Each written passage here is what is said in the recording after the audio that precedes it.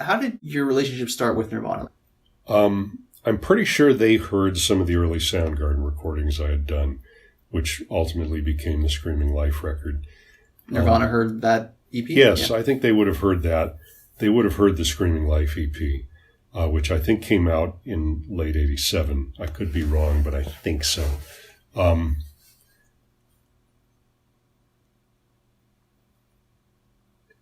They called me in 1988, January 1988, and Kurt called, and he just wanted to come up and record a few songs, make a demo basically, and they didn't have a band name.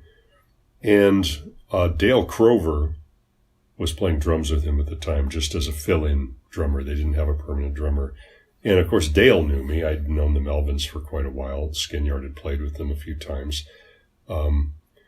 And Kurt, of course, being from Aberdeen, didn't know a lot of people in Seattle at the time, I don't think. But Dale probably, I'm thinking Dale maybe gave me a recommendation. I don't really know that.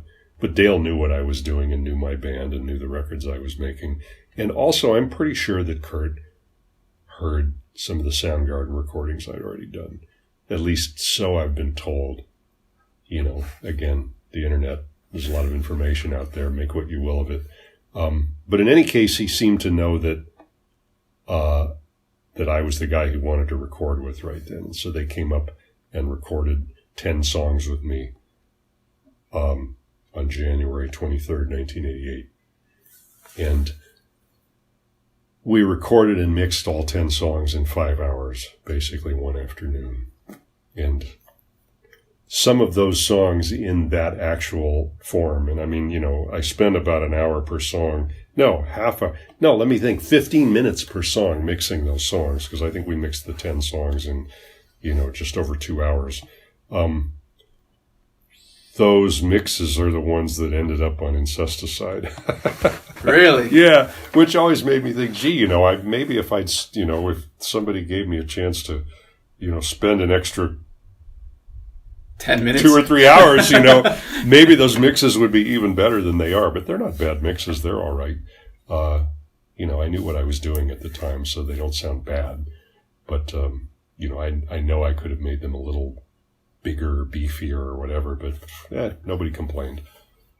Did you know that they went ahead with the label went ahead with making Incesticide? Were you notified of this? Yeah, later on, of course.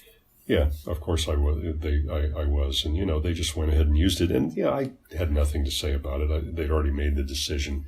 Incesticide's track listing goes as follows: Dive, Sliver, Stain, Been a Sun, Turn Around, Molly's Lips, Son of a Gun, New Wave Polly, Beeswax, Downer, Mexican Seafood, Hairspray Queen, Aero Zeppelin, Big Long Now, and Aneurysm. Thanks for watching, guys. If you like what you see, make sure to subscribe for more. All the videos on this channel are original. I'm the one conducting all the interviews and editing all the videos together. So if you guys like what you see and you want to support, the best way to do so is honestly just to subscribe.